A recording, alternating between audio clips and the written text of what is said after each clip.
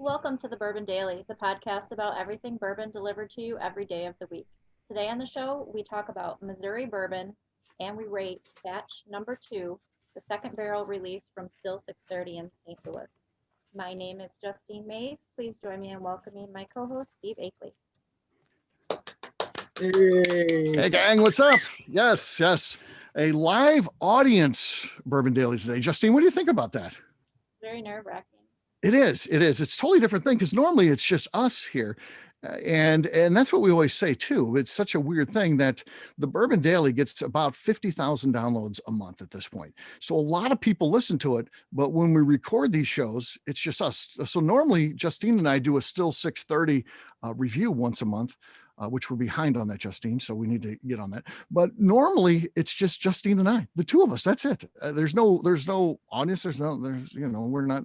You're just talking to one another, and it doesn't feel like anything. Today, as we look around, if you look at the screen, there's people there. There's faces there. So it's going to be different for us, right? Yeah. Yeah. I feel like I'm giving a speech, and there's were you in speech class? What? Were you in speech classes in high school, or don't you have an incident, right? You did have a speech class one time, and it didn't work out too well. How did that end up?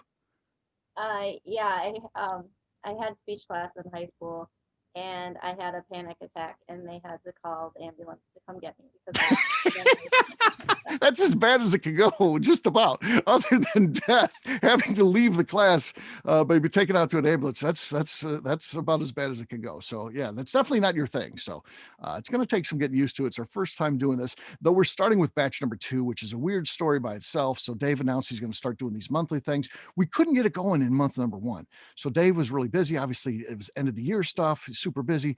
He had given me the bottle, but I didn't want to start it without his official go ahead. So we went back and forth a couple times on how this should work. Never got the final thing. The date came and went where we would have done that. And then he gave me batch number 2, and he said, yeah, we need to start doing these. So then we got it done. And then I knew he was taking January off for his first Friday events where he releases it. I didn't know if he was going to have that. I also wanted to keep us on track. So Justine was like, we could do 1 and 2 in the first one. I'm like, we may need to hold back 1 just in case we have to do it in January. We don't have one. So we're starting out with number 2, which is weird. But next month, if you come on these, because we're going to do these every month, which is kind of cool. And if you come back, if for next month, we're actually going to have 2 samples because we're going to do batch number 1 and batch number 3, and then we'll be caught up from that point forward. Then it's just a monthly thing, so should be cool. The idea for this is, and we're going to have some guests and things like that. Dave is on vacation right now with his family. He may pop in at some point. I don't know. He has the invitation. He was hopeful to be here, especially since it's the first one, but he couldn't guarantee it because he's doing family stuff and he's out of town and didn't know what his actual schedule would be when he was leaving. So he is not here for this. Gary Heingartner was supposed to be here. He's not on here yet. He could pop in as well. So Gary bought a ticket, and he would be great to explain at this point what Missouri Bourbon is. Justine, I'll leave that to you. Do you want to explain what Missouri Bourbon is? Bourbon made in Missouri. That is part of it. That is absolutely part of it. So the idea came, and Dave Weglars, who sponsors this show, along with Gary Heingartner, who was the president when this thing got started of the Craft Guild in Missouri. They were kind of the two that got it going. You have to work, and there's a whole, it's not just them. I don't want to just say it's those two. Obviously, there's a committee and things like that of craft distillers. They get together, and the idea initially was, and Gary has been saying this for years before it ever even happened, that, in Missouri, we make, whiskey utilizing, Missouri corn, Missouri wheat, all the products are grown here in Missouri. And then we use a Missouri barrel to age that in. So basically it's self-contained in Missouri. We should have a designation of what Missouri bourbon is. So that's some of the rules. And again, when we have Dave on a future show, we'll have him go through the entire rules, but basically everything from beginning to end has to be done in Missouri and utilizing Missouri products. And then you can put on the label, it is Missouri bourbon. So this is one of the early releases. Both Gary and Dave Weglars are the only 2 that I know of that have released a Missouri bourbon to date. And this is one of those offerings that Dave's going to do every month. So every month he's going to release a new single barrel, which is kind of cool. And we're going to get a bottle of it, which we get to share on these type of events. So Justine, that's the background of how we got started with doing these. Dave's doing this monthly release, wanted some excitement for it. we started talking, what could we do to get some excitement? We came up with this idea of doing a monthly Zoom event where we get it out into people's hands and let them try it along with us. And it should be pretty cool. We're going to allow everyone who's on today's call that's in the audience today to vote on this as well. We're going to keep a database that'll be on the ABV Network website. So if you're not familiar with that, it's abvnetwork.com. There's going to be a landing page on there where you can see what the scores for all these. So we'll literally be saying, we'll know what the best batch is. Now, at the end of today's show, Justine, the best batch is going to be batch number 2 because it's the only one that we've ever done, no matter what the score is. It will hold that place in infamy, at least for a little while, and it may move down. It may hold on to number 1, just depends on how good it is. So sounds pretty fun, right? Sounds great. Yeah. Did you, before we get going with the show, did you do anything exciting for the holidays? Anything cool? Any incidents? Anything? No, I did. pretty boring. Pretty boring. Yeah. We do 3 days of holidays, but it's not very exciting. My mom comes over and my daughter comes over, and we do a Festivus dinner, and then we that evening we make ravioli for Italian dinner on Christmas Eve, and then we do Christmas Day with just appetizers in that. So nothing too big parties or anything like that, but it was fun. And like I said, I've upgraded over the Christmas break, both my phone and my computer. I just don't have either of those yet. They're on the way, which I'm very excited about. You've known for years that I've struggled with that equipment and been complaining about how my phone, doesn't work. I can't even get Facebook on there. Yes. And the computer's been an issue as well. So I should have all new stuff pretty soon. It's cool, right? Right, Justine? Yeah, that's cool. Yeah. And you'll continue to have problems with it until you figure out how to use it. Exactly. Because, the technology is going to be so much better than the iPhone 7. Yes. So yeah, I hope that this works out well for me. So normally we do a cork pop. We both do one to compete. That's not how we're going to do it on these shows. So on these shows, it's just a single cork pop. It's the bottle of the day. I have the last pour out of it. So everyone else has their pours. You were sent sample bottles of those. I've got this bottle right here. Here we go. Here's the official cork pop from batch number 2. Okay, there you go. There it is. Got my pour here. We will go out to break by saying cheers, Justine. Cheers. Okay. What we'll do next, we will take a quick break. And then when we come back, Justine and I are going to be talking about this product. We're going to be going through it. We're going to be nosing it. We're going to be tasting it. We're going to be sharing some notes. Then we're going to pull in some of the audience as well to do the same thing. Looking forward to that. We'll do that in just a few.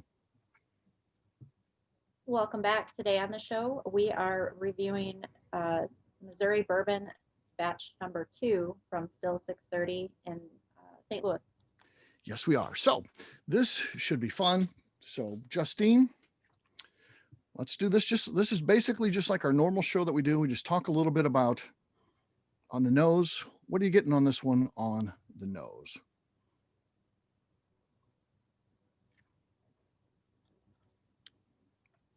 To me, it's all baked goods.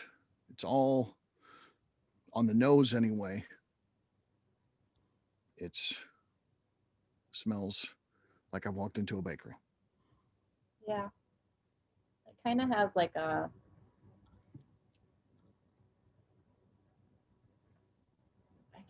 it's a baked good, but I can't put my finger on it. Okay. Let's I see Gary Heingartner did come in. Looks like he stepped away from the computer for just a second. Gary, are you with us? He's still connecting. Gary, maybe are you?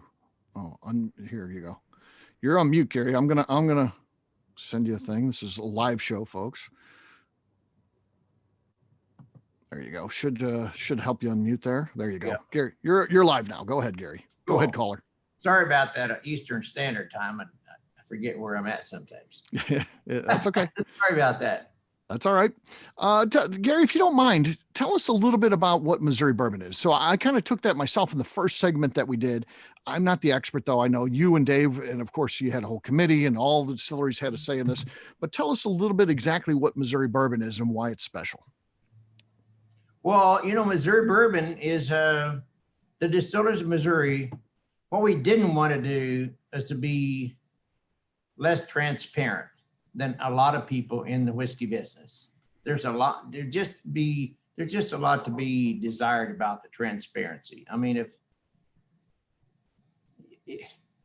you could have and I hate to use names, but you could have a bourbon that's called one state when the corn can be started in 2 states over.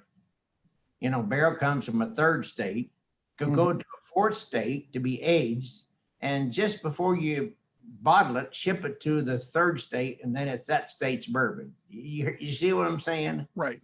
So we wanted to do something to be transparent, and it would mean something for consumers when they see that designation, then they know the whole deal. So when we did the Missouri Bourbon Law, we wanted to say, okay, Missouri Bourbon, you have got to grow the corn in Missouri. You got to cook it, ferment it, and age it in Missouri, in a Missouri barrel that's made in Missouri, because a lot of Missouri barrels are made a lot of other places. Missouri's where it's all made. So we wanted to be transparent about the whole deal. So when something says Missouri Bourbon on it, we wanted the whole thing to be Missouri. Mm-hmm. That's what And this is an undertaking too. It's not just an agreement amongst distillers. You actually got this as a state law, correct? Yeah, this is a federal designation. When you get your cola, PTB, you can get it. You can go in and get a Missouri straight bourbon designation there. So hopefully it's going to mean something. I think ultimately, Missouri is going to be bigger in the bourbon barrel business than it is today. We're just starting out new. We're a small fish in a big pond at the present time, but if you look at all the barrels that come out of Missouri and go to all the places, we're looking at what, $20-50 billion business, enhanced value that comes out of there. And why not here? We got our corn from the Boot Heel going across the river. We're going to barrels from here, but we don't do much Missouri bourbon, and we should. There's no reason why we can't. Us Missouri people just kind of got to get behind this and do it, and it's not only the distillers, it's consumers, it's Steve, it's like you guys talking about it. We have to all get together and make this thing happen, Right. It's not going to happen overnight. Somebody said, well, Gary, have you got any 23-year-old bourbon? No. It's just still my first batch is 13. I don't have any 23-year-old bourbon yet. Sorry, man. Yeah. But I will have someday. Maybe if I don't sell it first. There's a thing that's called cash flow. You get out the closest thing back there and you think, I really need to sell that barrel. I got a Christmas bonuses coming up here. I kind of like to get that barrel sold so we can pay some employees, so that kind of gets in the way sometimes of making some really old bourbon. Yeah. But yeah, that's the whole bourbon. And Dave's done an excellent job here of making a bourbon that is had us the title that he does it good, and I'm proud to be part of what he's part of. Yep. Absolutely. Yeah. He does a great job. And of course you were key in that as well. You were the president the first year. I was there when you transitioned over to Dave. So you're obviously with Wood Hat Spirits, kind of greater St. Louis area. Dave, of course, is, downtown St. Louis. And yeah, it was a neat thing seeing that transfer of power. And the local guys, if you will, having such a say in what's going on in Missouri. I love it. So, and you guys both do a great job. Well, it's all volunteer, and today, in this day and age, to get, we've all got things in our lives that pull a lot of weight and require our attention, and sometimes voluntary agencies that is nobody's dog, so to speak, get the short end. So Dave's stood up to the plate and done stuff, and for those of us that have made this thing happen, it's a pretty big undertaking. It's just not an offhanded thing. You got to talk to people. You got to file bills. You got to walk the halls. You got to talk the talk. It's a big deal. Yeah. So, yeah. And I think it's what's nice is, if I'm a Missouri distiller, I want to be able to put Missouri bourbon on there. I just want to make sure that there's some standards that if you see that on someone else's label, it does mean something. And that's what you guys have set up to do, is that Missouri bourbon means something. So there's a list of things that you have to do to become a Missouri bourbon. and not anybody can just put that on there. So that's great. We didn't go ahead and set up a board. Mhm. You know, if you look at the guys in New York, they got the rye, Yeah. the Imperial Rye. Empire Rye. Yeah. Empire Rye. There you go. And we thought about doing something like that where you can't just do that. It's not automatic. You apply and you say, yeah, we're going to let you in and bring some of your product, and we'll vote on you and decide whether we're going to let you call it Imperial Rye. That didn't happen within the New York Distillers Guild. Mhm. It's separate from that. In the guild, it's really difficult to do that sort of thing, you know. Right. So we didn't do that part. In other words, we didn't set up any standards, and we didn't set up a committee to say, man, I don't know, Dave, you better give us another year before you call it Missouri Bourbon. You know, we didn't do that.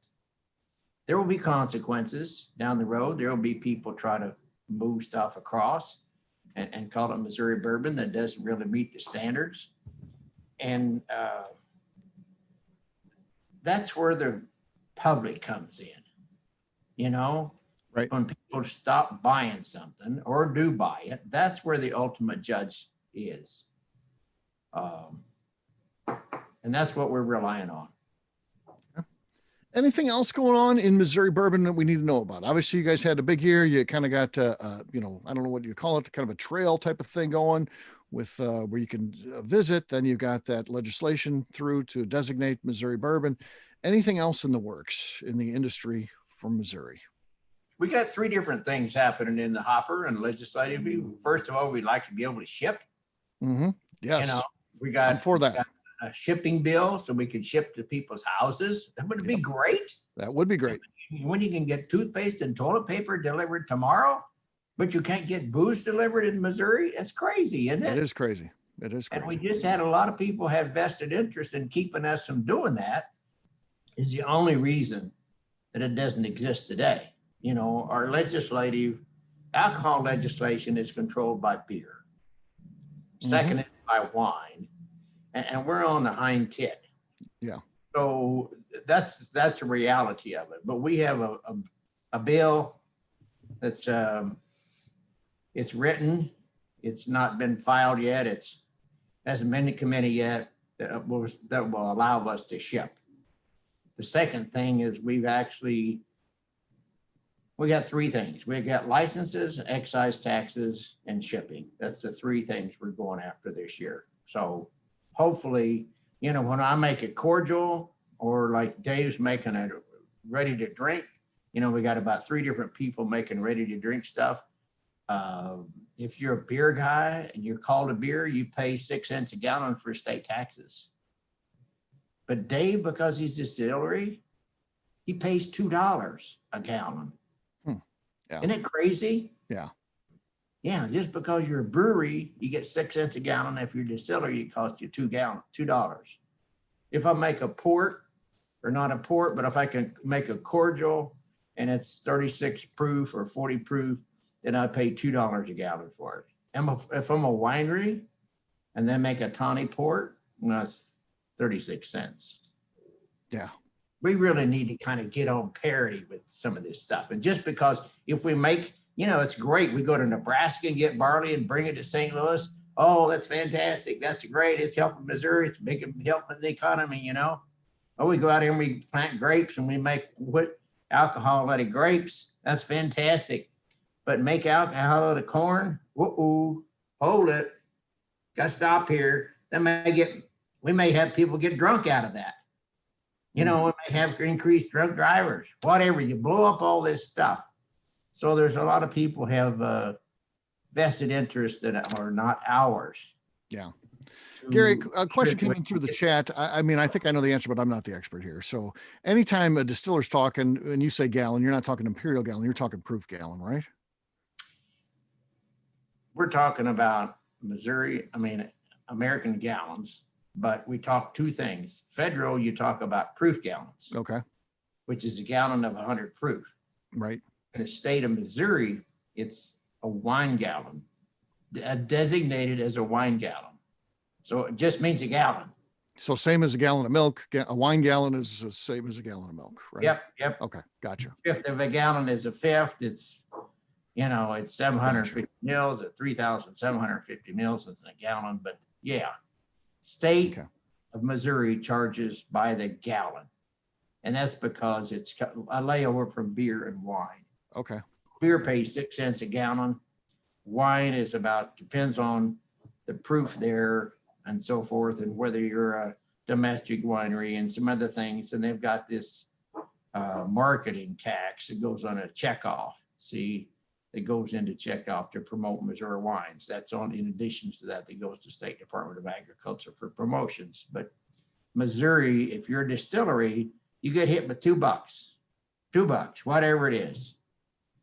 80%. I make a cordial at 40 proof, $2. I make my Buddy Butcher Red, 121 proof, $2. So we've applied to get, and we do have some differences of opinion on this.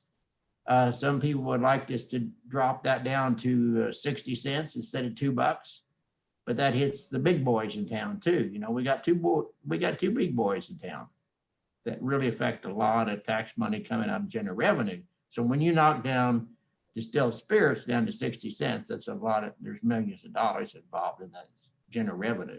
So we've got some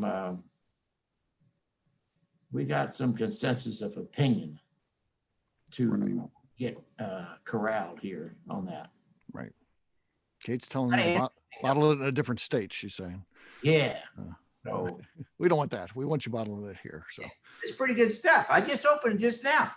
Is Dave on here? He's not here. Dave's not here. Dave's back home, I guess, in Michigan with family. He didn't know if he could make this or not. I did send him the invite, but he's not here. So he said he really wanted to be here since it's the first one, but family takes precedence. So it's pretty rich. It's pretty smooth up front.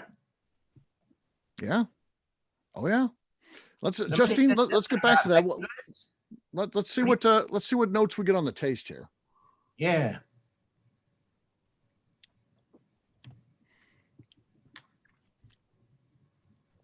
I mean, what proof is he putting this in a bottle at? This is, let's see here.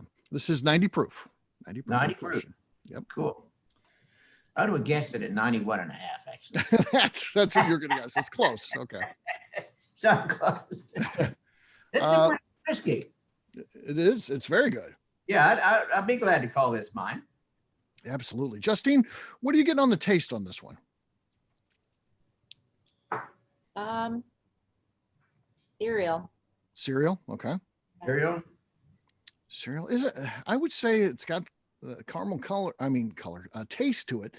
I don't know. What's a cereal that tastes kind of caramely? There's something. I don't remember what it is.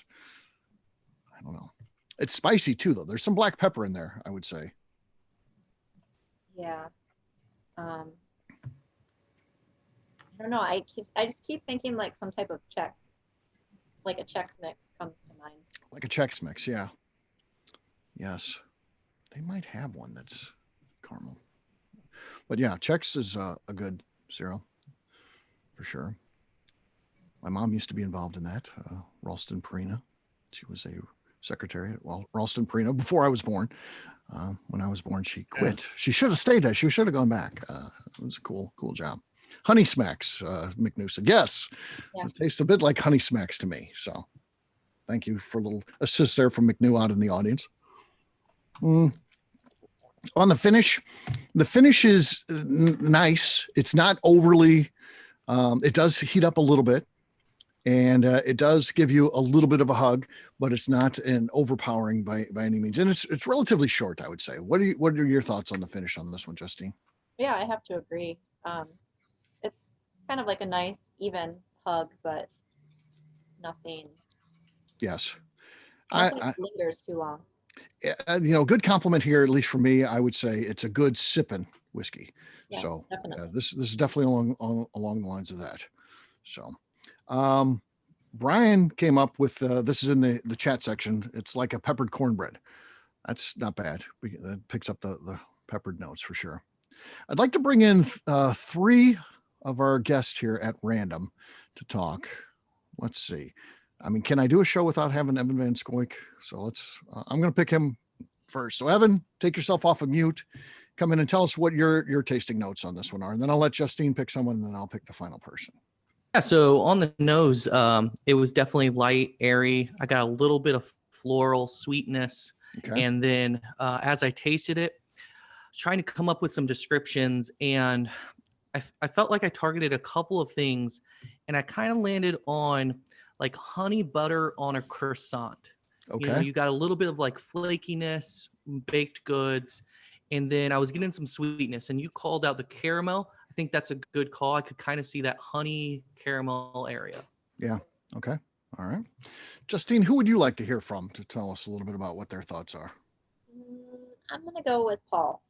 Paul. Okay. Paul's usually good at these things.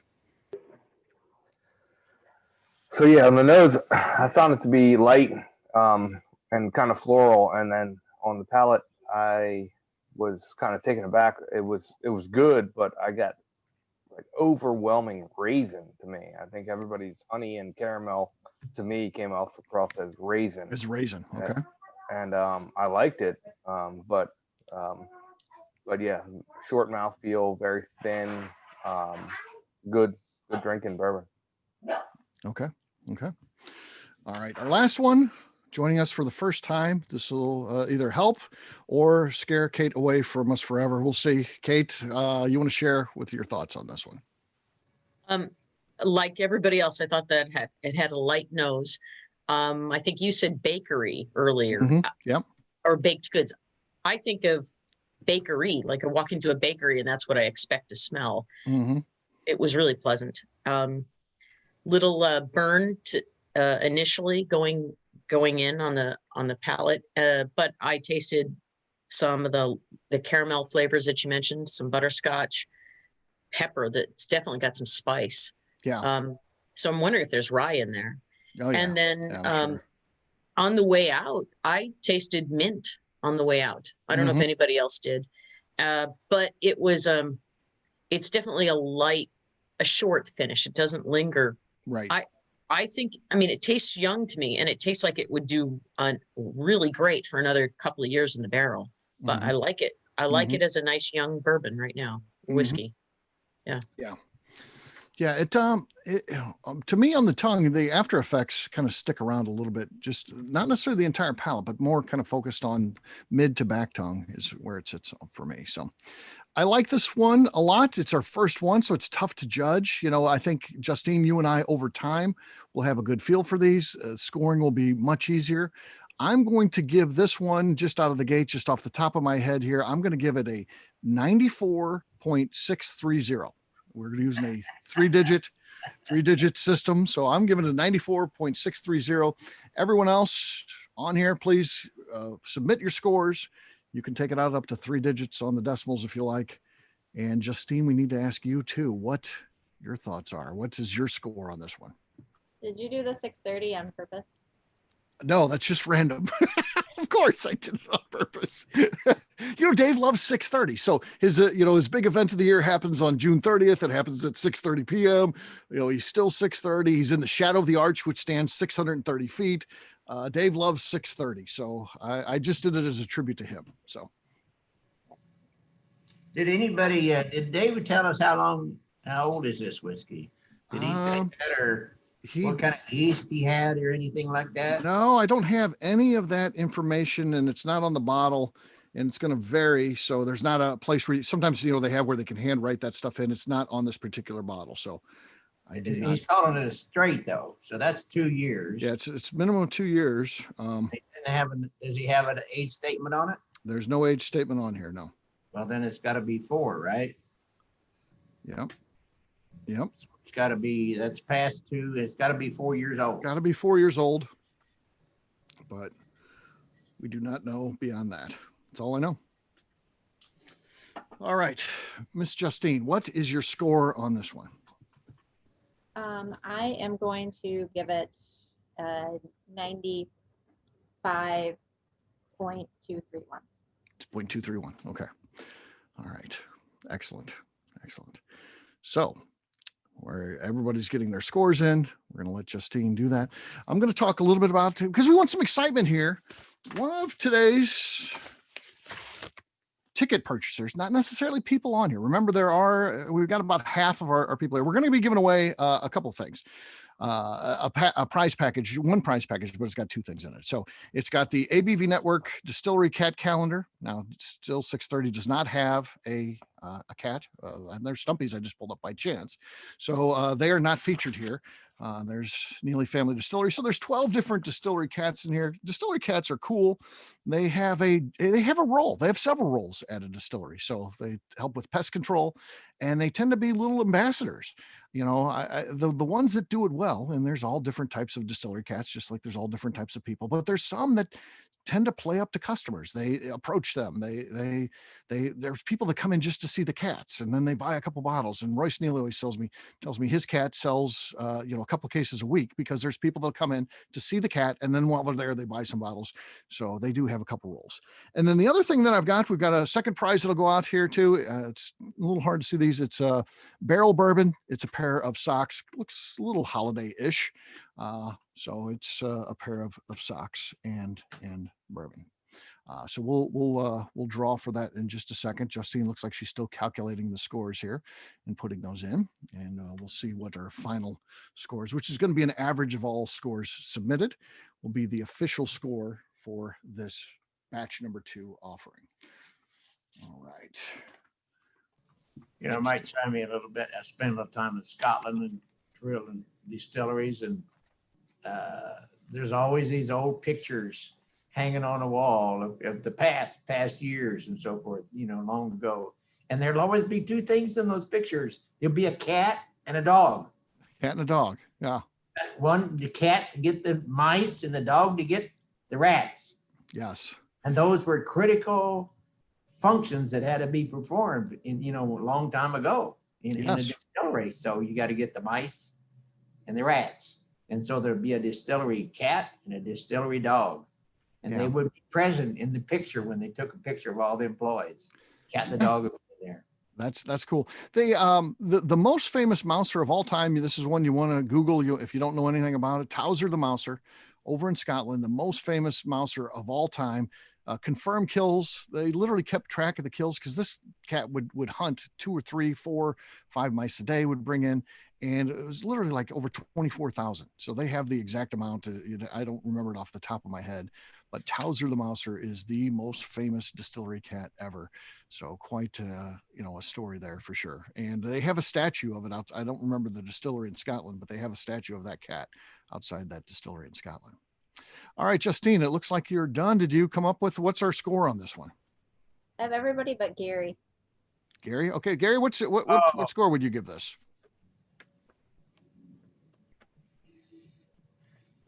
Is there a place down there or where? You can just say it. You can just say it if you like. Yeah, that's fine. I'm really not very good at that. Okay. Dave's a good buddy of mine, so I hate to piss him off. He's a hell of a lot bigger than I am. So you can opt out if you like. We normally don't even ask other distillers. Opt out. I think I haven't. I'm gonna opt out. Is that all right? Okay.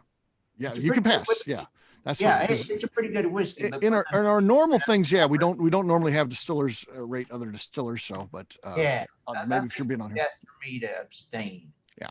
Well, or you can just be like, oh, it's 100, of course. That's what I would have done. But okay, so Justine, where are we at here? What's batch number 2 going to come in? Again, it's going to be our best of all time. It's the standard. So now we'll be judging all others against this one for at least for a while. So on this spreadsheet, yes, the average is going to be against everybody that's not here too, right? No, it should just be the people that are here. Okay. The average score was 1.2625833. Okay, well, that's definitely not right. That's why I said that. Did you put in like zeros for the other people or something, maybe? No, no, I don't think that. We'll get a score. That helps. That helps. I would think a 0 would hurt it, but I would have thought so. We'll get that score. We'll get it posted on the website. When I put in zeros for the other people, it comes up to 7.639. Well, it raises the score. I don't know how zeros could raise the score. Something's not right there. So just spreadsheet you did. Yeah, I did the spreadsheet. I just enter the numbers. I'm notoriously bad at spreadsheets. So just send it Just to me. you have to I'll divide correct by the number of people that are scoring it. So Correct. it's 10 of us, I think. 10. Yeah. So Yeah, I don't, either, it does, do it that does, or, either that or go back and don't erase your zeros and put nothing in that blank. Yeah, and then exactly. Well, that's how it should have worked. We'll fix it. We'll have it ready to go. We'll do this manually. Hold on. Yeah, we'll do it manually. There should be as 3, 6, 9, 10, 11, actually 12, including What? there's 12 of us, right? Because there's 2 on your screen. You and Carrie both. Oh. 9, 10, 11. Yeah, 12. The other thing is there are 21. There's people sign up. I'm going to hit the generated number here, and then Justine will tell us who wins the prize. I'll give her a second. She's manually calculating our score here. So it's 91.262. 91.262. That sounds correct. There we go. 91.262 for batch number 2. So it's a good start. That's an A. 91, you're in that range. So you see an 18 here. When I hit generate, I was doing some practice to make sure this worked. So when I hit this will be the number. You guys all have a corresponding number from that spreadsheet we're talking about here. So I'm going to hit generate, and whatever number comes up, we'll have Justine tell you who the winner is. If I can do this reverse. Okay, 10. Who's number 10 there, Justine, on the spreadsheet?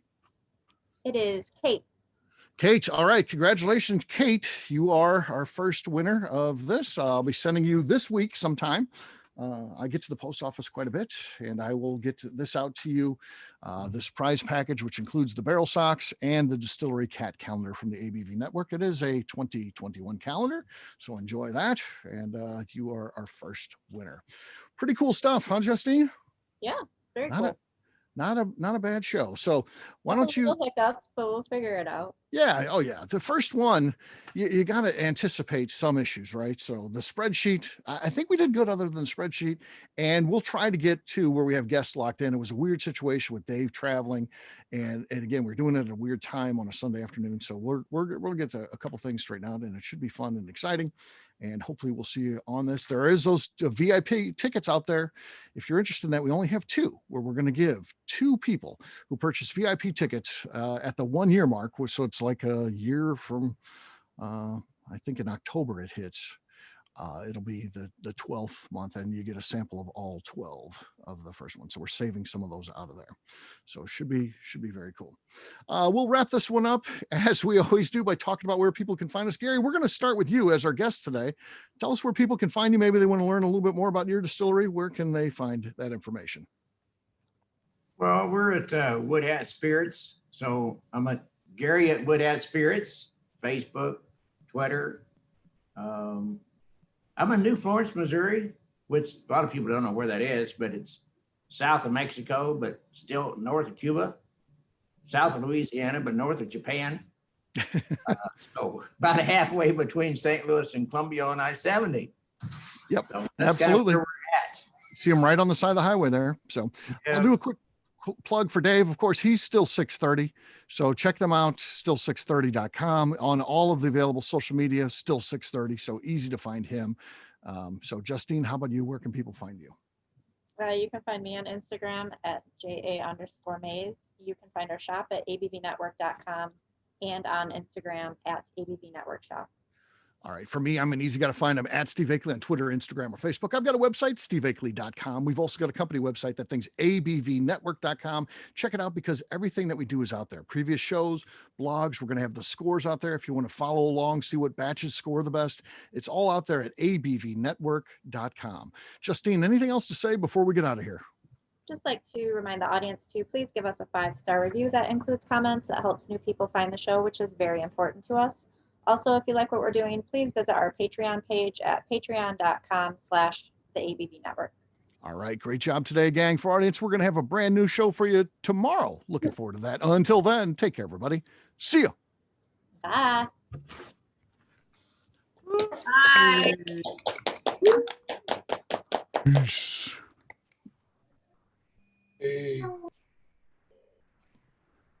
That's it, gang.